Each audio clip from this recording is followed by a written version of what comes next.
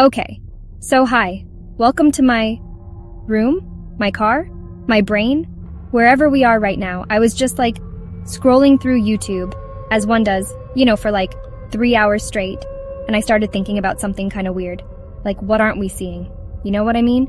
It feels like we have access to literally everything. I can watch a guy in Japan make a tiny pancake for a hamster, but then I can't find a certain news clip from last year. It's just gone. And it got me spiraling, obviously. It feels like there's this whole other side to the internet that gets swept under the rug because it's too messy or too controversial, or it just doesn't fit the vibe, I guess. So I went down a rabbit hole because that's my brand at this point, and I was like, wait, there are so many things that just disappear. Not just the crazy conspiracy stuff, but actual important conversations that get shut down before they can even start. It's all because of these invisible rules and guidelines and honestly just public pressure. It's like a silent censorship that we all just kind of accept. And I feel like we need to talk about it. It's what are the things that are too real for YouTube? What truths are we missing out on because an algorithm or a person in an office somewhere decided it was too much for us? Today, I kind of want to just unpack that. I found 6 major themes of stuff that consistently gets hidden or straight up deleted. And it's not just about what YouTube is doing, it's about what that means for us, how we see the world when we're only getting part of the story. It's a little heavy, I know, but I feel like it's important. So grab a coffee or a tea or whatever your emotional support beverage of choice is, and let's get into the things that YouTube really doesn't want you to see. It's gonna be a ride. Okay, so first up is the big one, politics. Ugh, I know. Just saying the word makes me want to take a nap. But it's super important, and it's also one of the first things to get weird on here. You ever notice how you can see a million videos of a politician giving a super polished, pre-approved speech, but it's suddenly really hard to find footage from a protest that happened yesterday? It's not a coincidence. It's the algorithm has its favorites and its not-so-favorites. And the not-so-favorites are usually the things that challenge people in power. Think about it. A video showing a massive crowd protesting a new law. Or, and this is a heavy one, footage of police brutality. That stuff is messy. It's raw.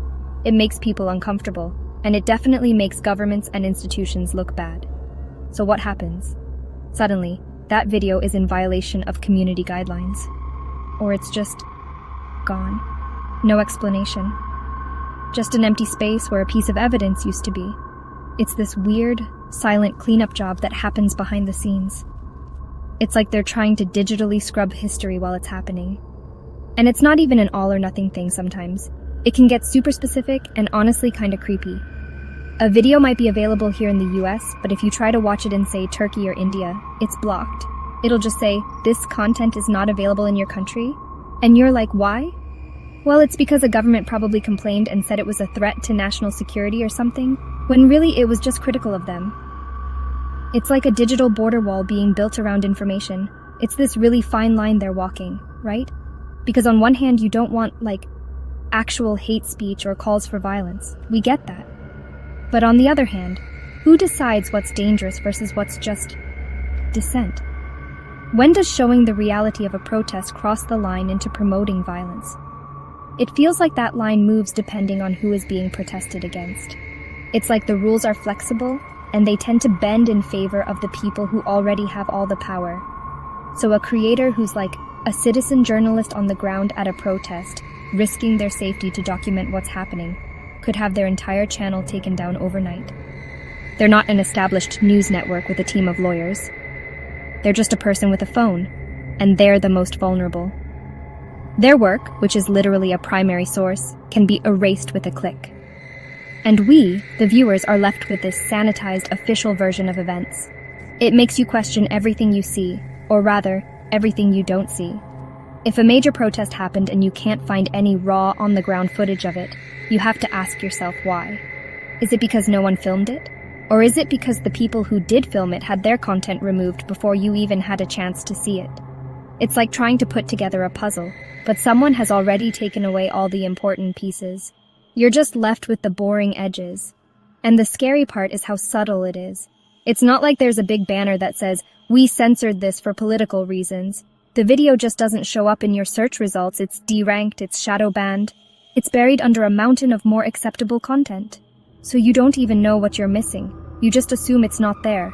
It's a form of control that's so quiet you might not even notice it's happening. This creates these weird information vacuums.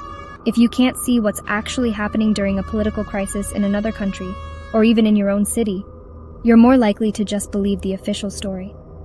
The one that's been carefully packaged for you by news channels or government press releases. And that's a really dangerous place to be.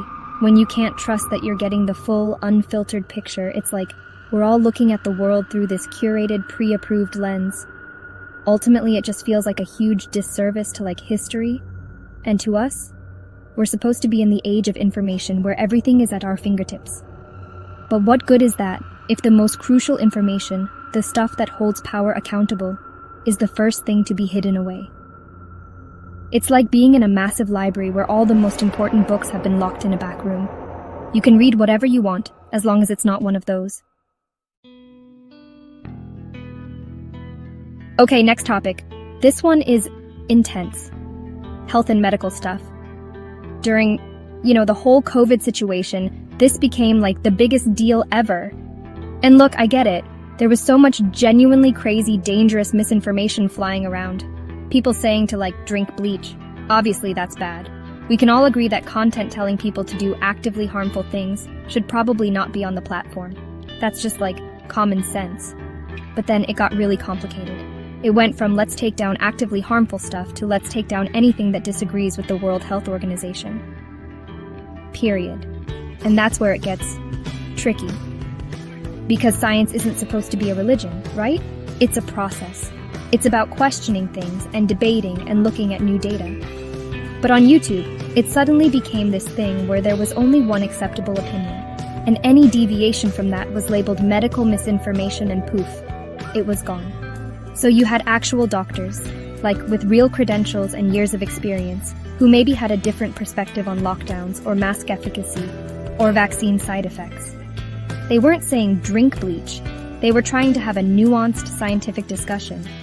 But because their view wasn't the official government-approved view of the moment, their videos would get taken down. Their channels would get strikes. Some were even completely deleted. It was like a digital book burning for scientific dissent. And whistleblowers? Forget about it. Imagine you're a nurse or a scientist working inside a big pharmaceutical company or a hospital, and you see something that's wrong. Something that the public needs to know. You secretly record a video or leak some documents to a journalist who then makes a video about it. In the past, that would be considered brave, important journalism. But during that time, it was almost guaranteed to be removed for violating the medical misinformation policy. The platform basically said, "We are not the arbiters of truth, so we will defer to these specific health authorities." But in doing that, they did become the arbiters of truth. They chose a side. They created this environment where you were only allowed to hear one perspective. And that's not how you build public trust, It actually does the opposite. When people feel like they're being censored, they become more suspicious. They go looking for answers in even sketchier places. It also erases personal stories. There were so many people who had, adverse reactions to treatments or vaccines. They would post videos talking about their experience. Not to tell other people what to do, but just to say, hey, this happened to me. And so many of those videos were taken down. It was like the platform was saying their personal lived experience was invalid because it didn't fit the dominant narrative.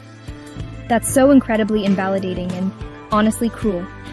This aggressive moderation created an echo chamber. If you only ever see content that says one thing, you start to believe it's the only possible truth. You lose the ability to think critically because you're never presented with information that challenges your beliefs.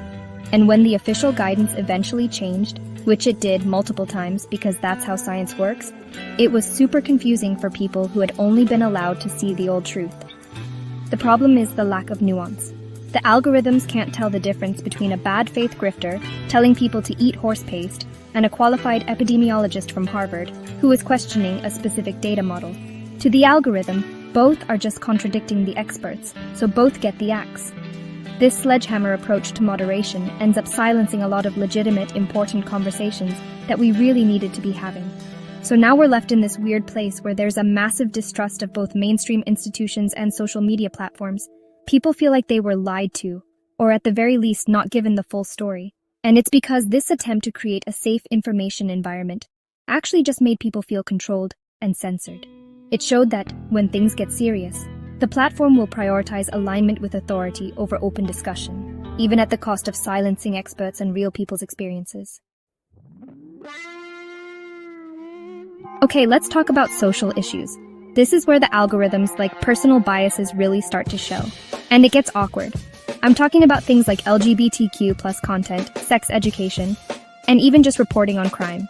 These are topics that are a huge part of real life, but on YouTube, they get treated like they're somehow dirty or inappropriate. It's like the platform is a super awkward conservative parent from the 1950s. It's just not the vibe. So let's start with LGBTQ plus creators. For years, they've been talking about this. They'll post a video, like a My Coming Out story video, or a video just talking about their relationship, and it'll get demonetized or age-restricted instantly. The algorithm sees words like gay or lesbian or trans and just panics, flagging it as not advertiser-friendly or mature content. Meanwhile, a straight creator can talk about their boyfriend or girlfriend all day long and make $1 million. It's a total double standard. It sends this really awful message that being queer is inherently more adult or controversial than being straight. And it hurts creators financially, obviously, because they can't make a living. But it also hurts viewers, especially young people who are looking for community and trying to figure out who they are. When they see that the content that represents them is being hidden or restricted, it makes them feel like there's something wrong with them. It's so isolating. And then there's sex education. Oh my god, don't even get me started. It is like impossible to talk about sex on this platform in an educational way. Creators who are certified sex educators trying to teach about consent and safety and just like normal human anatomy are constantly fighting the algorithm. Their videos get taken down for sexual content, even when they're completely clinical and educational. It's ridiculous.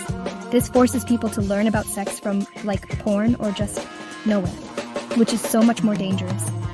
The platform, in its weird puritanical attempt to be family-friendly, is actually contributing to ignorance and unsafe practices. They're so scared of a video being even remotely sexual that they block the very information that helps people navigate sexuality in a healthy way. It's completely backward, and honestly, it's a public health issue. Crime reporting is another weird one. You'd think that talking about crime statistics or analyzing a court case would be fine, right? But if the topic involves violence or sensitive details, it can get flagged. This is especially true in certain regions.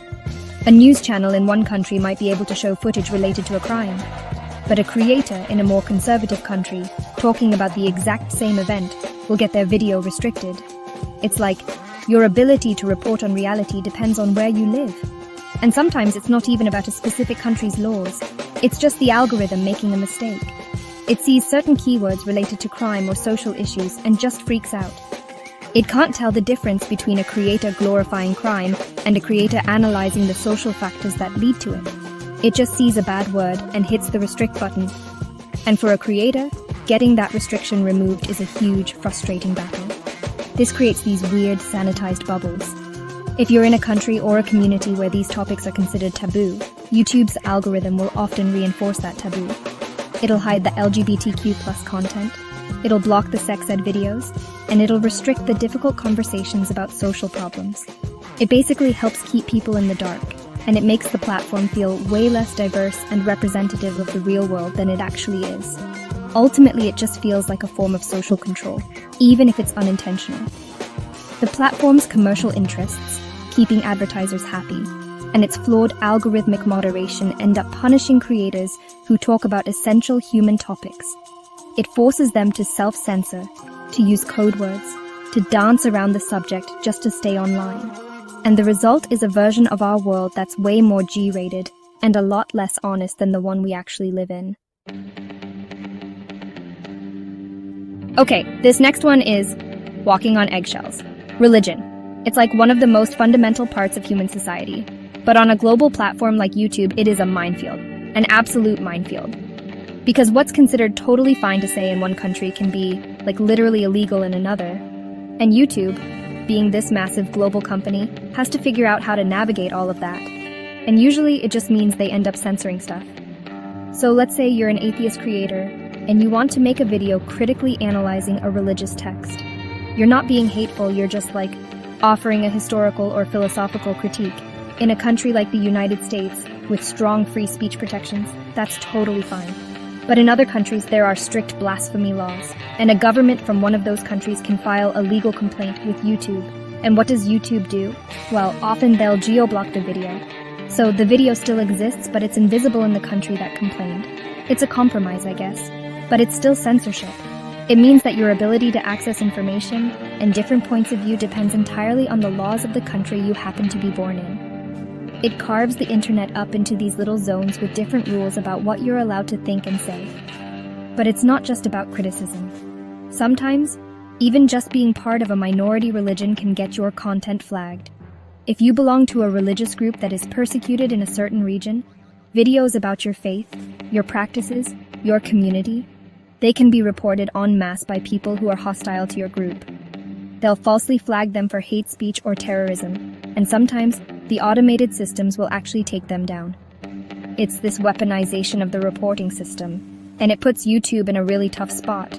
They have to review these reports, but they're dealing with complex, centuries-old religious conflicts that their content moderators in like an office in California have no context for.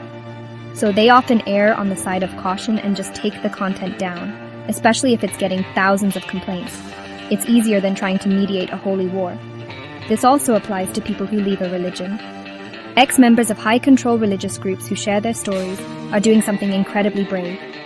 They're often risking their relationships with their families and their entire community. But when they post videos about their experiences, they are often targeted by members of their former faith. Their videos get flagged as harassment or hate speech against the religion they left. And again, the algorithm can't tell the difference between legitimate criticism from a former member and like random bigoted hate speech. It just sees a video that's critical of a religion and has a ton of angry reports. So poof, the video gets restricted or removed. And a survivor's story is silenced, all to avoid offending a powerful religious group. It's protecting the institution at the expense of the individual. This creates a chilling effect. Creators learn that it's just not worth it to talk about religion in any critical way. It's safer to just avoid the topic altogether. So you end up with a platform that's full of like sermons and worship songs, which is fine, but very little in the way of critical discussion, comparative religion, or stories from people who have been harmed by religious institutions. The conversation becomes incredibly one-sided. And it's a shame, because these are some of the most important conversations we can have. How do we coexist? How do we understand each other? How do we hold powerful religious institutions accountable?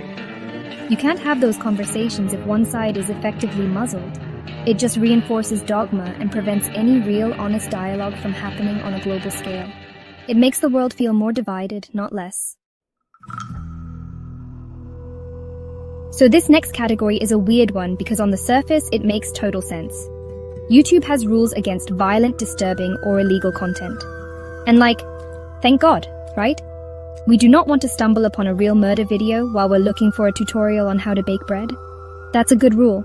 Nobody is arguing against that. It's about protecting users, and especially kids, from seeing truly horrific stuff. But here's where it gets complicated. What about a video from a war zone, filmed by a journalist, that shows the real consequences of a bombing? What about an undercover investigation that exposes horrific animal cruelty on a factory farm? What about a whistleblower leaking footage of illegal corporate pollution? This content is, by its very nature, violent and disturbing. But it's also evidence.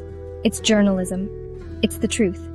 And this is where the advertiser-friendly policies come in, and it gets really messy.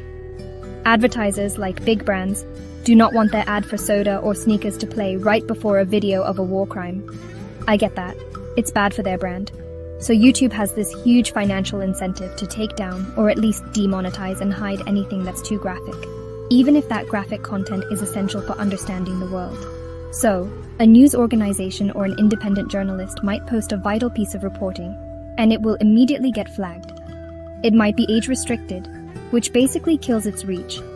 It might be demonetized, which means the creator can't fund their work. Or, if it's graphic enough, it might just be taken down for violating the shocking and disgusting content policy. The line between gratuitous violence and necessary evidence is incredibly blurry, and the algorithm is a terrible judge. This effectively sanitizes reality. It means that the most important investigative work, the stuff that exposes the worst injustices, is the least likely to thrive on the platform. It gets buried.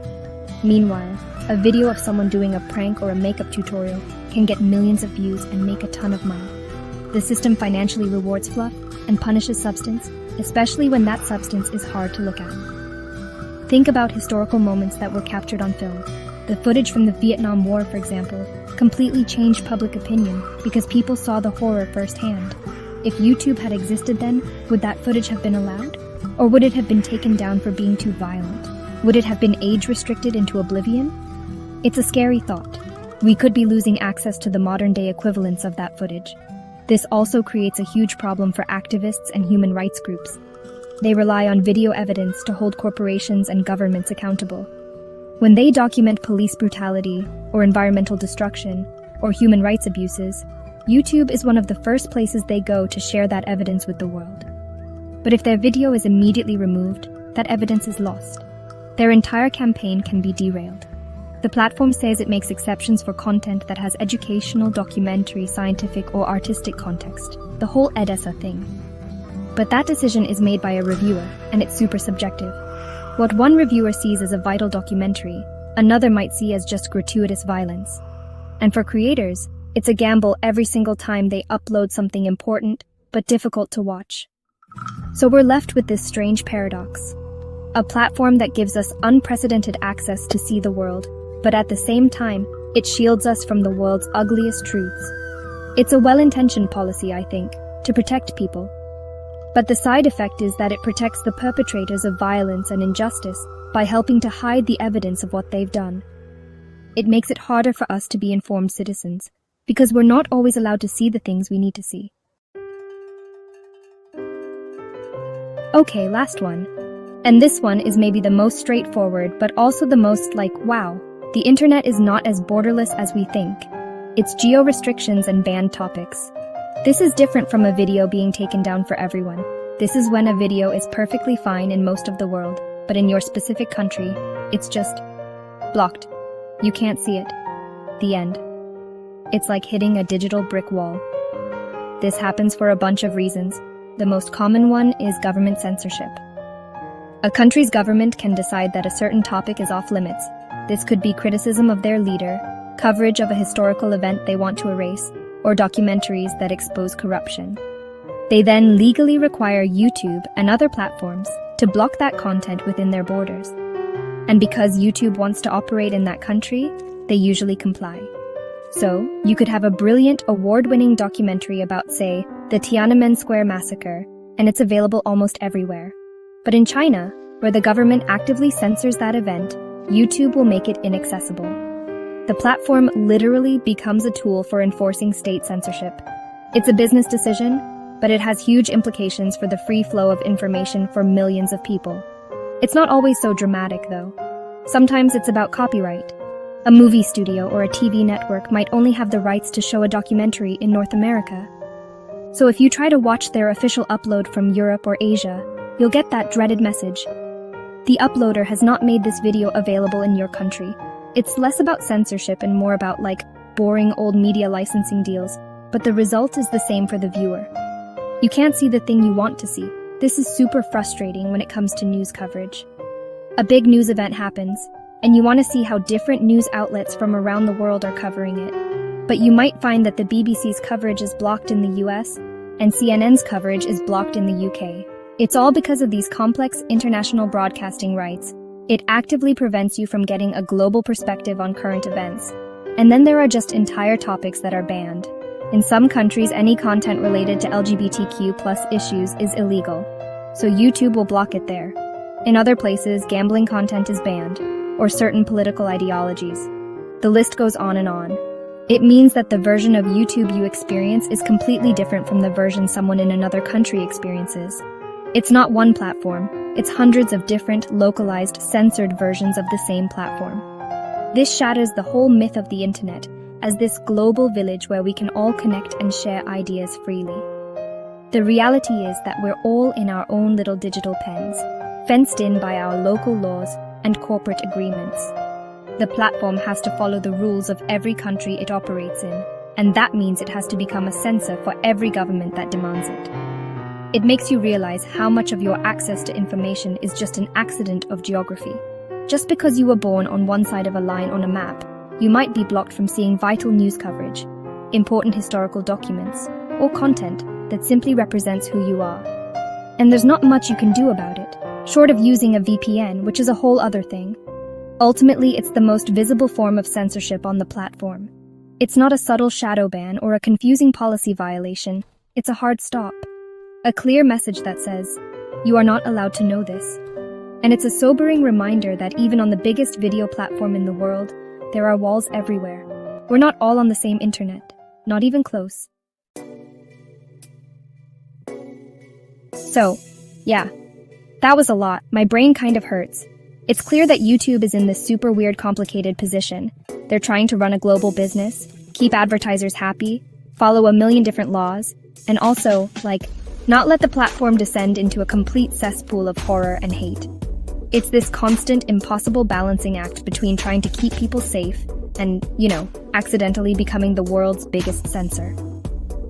The line between moderation and censorship is so thin, and honestly, I don't think even they know exactly where it is half the time. The big takeaway for me, I guess, is that we can't just passively consume what the algorithm feeds us. We have to be aware of the empty spaces, the things that aren't being shown, and ask why. Thinking about the political stories that disappear, the scientific opinions that get silenced, and the personal experiences that are deemed too controversial is kind of the first step. It's not about finding conspiracies around every corner, but just remembering that the version of reality we see on any single platform is always curated and incomplete. It's a highlight reel, but it's also a low-light reel, with the hardest parts cut out. So, I guess my only advice, if I can even call it that, is to just be curious. If a topic feels like it's being presented in a really one-sided way, go look somewhere else. Seek out independent journalists, check out other video platforms that have different rules, read articles from sources outside your own country. Don't rely on any one place to give you the whole truth, because as we've kind of seen, they can't. Or they won't. The full picture is out there, but you have to be willing to piece it together yourself. Anyway, that's enough thinking for me today. I'm gonna go watch a hamster eat a tiny pancake. Bye.